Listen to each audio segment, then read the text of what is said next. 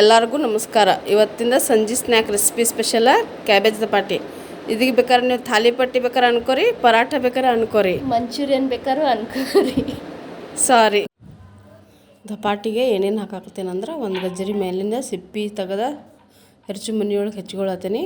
ದೊಣ್ಣಗಾಯಿ ಒಳಗಿಂದ ಸೀಡ್ಸ್ ತೆಗೆದ ಸಣ್ಣಂಗೆ ಹೆಚ್ಕೊಳತ್ತೀನಿ. 3 ಉಳ್ಳಾಗಡ್ಡಿನೂ ಸಣ್ಣಂಗೆ ಹೆಚ್ಕೋಬೇಕಾ. ಈಗ ಕ್ಯಾಬೇಜ್ ಉದ್ದಕ್ಕೆ ಸಣ್ಣಂಗೆ ಹೆಚ್ಕೊಂಡು ಸ್ವಚ್ಛಂಗೆ ತೊಳೆದು ಇಟ್ಕೋಬೇಕು. ನೀವು ಉದ್ದದ್ದು ಬೇಕಾದ್ರೆ ಹೆಚ್ಕೋಬೋದು, ಇಲ್ಲ ಸಣ್ಣಂಗೆ ಸ್ಕ್ವೇರ್ ಹೆಚ್ಕೊಂಡ್ರು ನಡಿತೈತಿ. ಈಗ ಕ್ಯಾಬೇಜ ಉಪ್ಪಿನ ನೀರಾಗ ಸ್ವಚ್ಛಂಗೆ ತೊಳೆದು ಇಟ್ಕೊಂಡೇನಿ. ದಪಾಟಿಗೆ ಹಾಕೋ ಮಸಾಲೆಗೆ ನಾ ಏನೇನು ಹಾಕತ್ತೇನಂದ್ರೆ, ಬೆಳ್ಳುಳ್ಳಿ, ಹಸಿಶುಂಠಿ, ಜೀರಿಗೆ, ಕೊತ್ತಂಬರಿ, ಉಪ್ಪು, ಹಸಿಮೆಣ್ಸಿನ್ಕಾಯಿ ಗ್ರೈಂಡರ್ ಮಾಡಿ ಇಟ್ಕೊಂಡೇನಿ. ಈಗ ಒಂದು ಸಣ್ಣ ಬುಟ್ಟಿ ಒಳಗೆ ಹೆಚ್ಚಿದ ವೆಜ್ಜೀಸ್ ಏನೇನಂದ್ರೆ ಗಜ್ಜರಿ, ದೊಣ್ಣಗಾಯಿ, ಗ್ರೈಂಡರ್ ಹೆಚ್ಚಿದ ಪೇಸ್ಟ, ಸ್ವಲ್ಪ ಅರ್ಶಿಣ ಪುಡಿ, ಸಣ್ಣಗೆ ಹೆಚ್ಚಿದ ಉಳ್ಳಾಗಡ್ಡಿ, ಉದ್ದಕ್ಕೆ ಹೆಚ್ಚಿದ ಕ್ಯಾಬೇಜ ಮತ್ತು ರುಚಿಗೆ ಎಷ್ಟು ಬೇಕೋ ಅಷ್ಟು ಉಪ್ಪು. ಈಗ ಇದ್ರ ಮೇಲೆ ಗೋಧಿ ಹಿಟ್ಟು ಮತ್ತು ಜೋಳದ ಹಿಟ್ಟು ಮಿಕ್ಸ್ ಮಾಡಿ ಚಾನಿಸ್ಕೊಳ್ಳೋನು. ಸ್ವಲ್ಪ ಕಡ್ಲೆ ಹಿಟ್ಟು ಹಾಕೋಬೇಕು, ಮಸ್ತ್ ಹತ್ತೈತಿ. ಇದನ್ನು ಎಲ್ಲ ಸೇರಿಸಿ ರೊಟ್ಟಿ ಹದಕ್ಕೆ ಕಲಿಸ್ಕೊಂಡೇನಿ. ಭಾಳ ನೀರು ಹಾಕಿ ಕಲಿಸ್ಕೋಬಾರ್ದು. ವೆಜ್ಜೀಸ ಉಪ್ಪಿನಾಗ ಮಿಕ್ಸ್ ಆದಾಗ ನೀರು ಬಿಡ್ತಾವಲ್ಲ, ಅದಕ್ಕೆ ಭಾಳ ನೀರು ಹಾಕೋಬೋದು.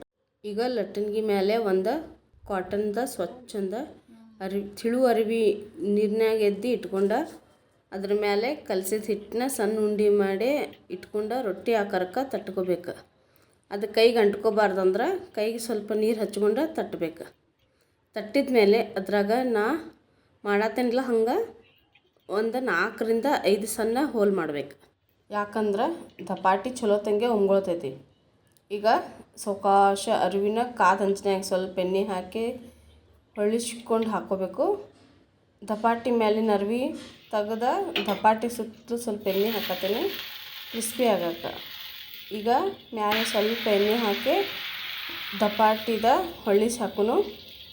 ನೋಡಿರಿ, ನಮ್ಮ ಟೇಸ್ಟಿ ಮತ್ತು ಹೆಲ್ದಿ ಕ್ರಿಸ್ಪಿ ದಪಾಟಿ ರೆಡಿ.